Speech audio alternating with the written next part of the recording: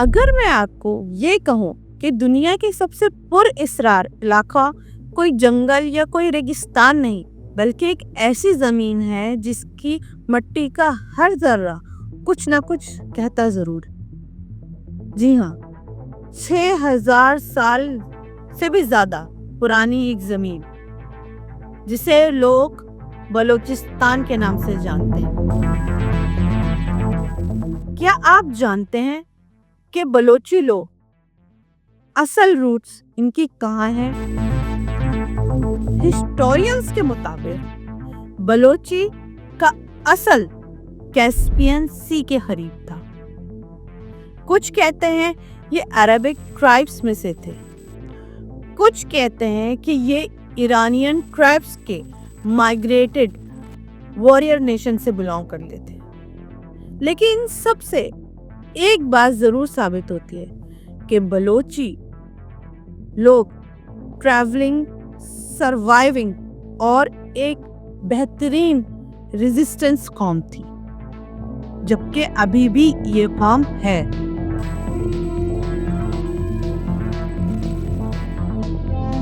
کہتے ہیں بلوچی لوگوں کا سفر ایران سے مکران تک، پھر مکران سے سستان اور پھر سستان سے آج کے بلوچستان تک کا رہا.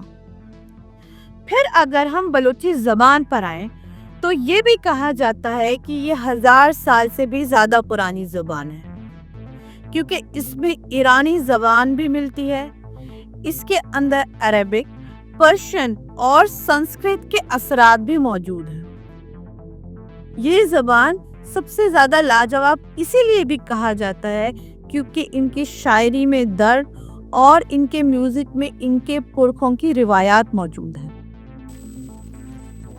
بلوچ سوسائٹی صرف ایک رول پہ چلتی ہے اور وہ رول ہے عزت اور روایات. یہ ان کا آنر کوڈ ہے جو انہیں کبھی نہیں توڑ سکتا.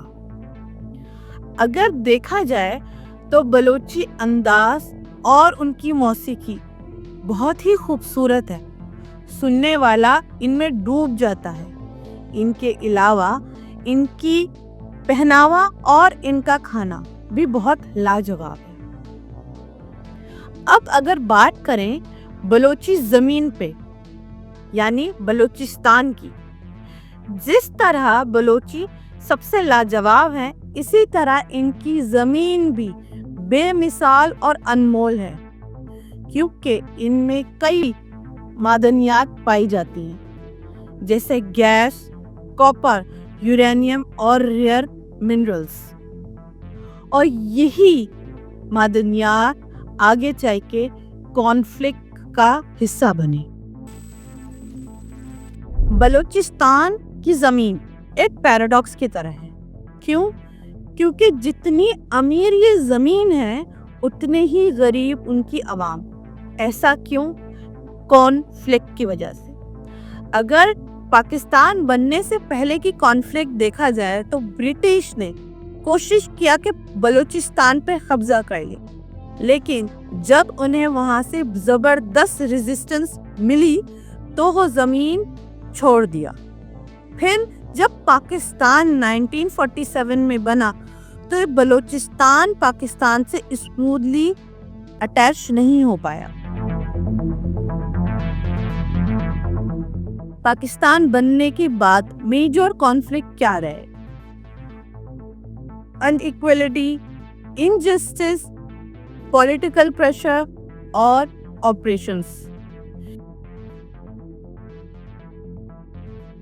اگر ہم میجر کانفلکٹس کی بات کریں تو بلوچستان میں آج بھی مسنگ پرسن اور آئیڈینٹی ایشو آج بھی موجود ہے، جس کی وجہ سے ان لوگوں میں ٹراما، فیئر جیسی چیزیں ملتی ہیں. لیکن اس کے باوجود بھی بلوچستان کے لوگوں میں اپنا کلچر اور اپنے آپ کو فخر سے ریپرزینٹ کیا. بھلے ہی بلوچستان میں ریسورسز بہت ہیں لیکن انایکوالٹی اس لیے پائی جاتی ہے کیونکہ ان کی عوام کو وہ ریسورسز یوز کرنے کا موقع نہیں ملتا. سی پیک اور گوادر پورٹ بھلے ہی وہ سب سے بڑا پروجیکٹ ہے، اس میں سب سے زیادہ اپورچونیٹی بھی مل سکتی ہے، لیکن اس سے پرابلم بھی پیدا ہو سکتی ہے۔ اب اگر ہم بات کریں کہ بلوچستان پرسنالٹی ریپریزنٹیٹ کون کر رہا ہے، تو سب سے پہلا نام آتا ہے منیبہ مزاری کا، جسے کہتے ہیں آئرن لیڈی آف بلوچستان۔ زندگی نے چاہا کہ انہیں ویل چیئر پہ لا کے روک دیا جائے، لیکن وہ وہاں رکی نہیں۔ ان کی پینٹنگز، ان کا میسج آف ہوپ اور ان کی محنت رنگ لے کے آئی۔ وہ ایک مثال ہیں، وہ ریپریزنٹ یہ کرتی ہیں کہ انہیں بھلے ہی توڑ دیا جائے لیکن ٹوٹ کے چمکا بھی جا سکتا ہے۔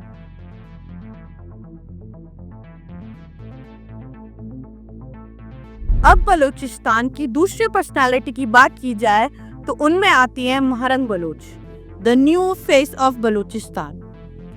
ان کی سمپلسٹی اور ان کی آواز نے دنیا بھر میں دھوم مچا دی۔ ان کو کھڑے ہونا ان اپنے لوگوں کے لیے، اپنے حق کے لیے، ان کا صرف ایک میسج تھا کہ ہمیں ہمارا حق دو۔ جو چیزیں ہمارے لوگوں نے برداشت کی وہ ہماری آنے والی نسلیں برداشت نہ کریں۔ انہوں نے یہ بتایا بلوچیس قوم یہ صرف قدیم نہیں، زندہ بھی ہے اور پاورفل بھی۔ اگر آپ سوچتے ہیں کہ یہ کہانی یہاں ختم ہے تو آپ غلط ہیں۔ بلوچستان کی کہانی ابھی بھی لکھی جا رہی ہے اور عنقریب یہ کہانی سب پنوں میں دیکھی جائے گی۔ اسی کے ساتھ آج کی یہ ویڈیو کا اختتام ہوتا ہے۔ تب تک کے لیے اپنا اور اپنے آس پاس کے لوگوں کا خیال رکھیں۔ اللہ حافظ۔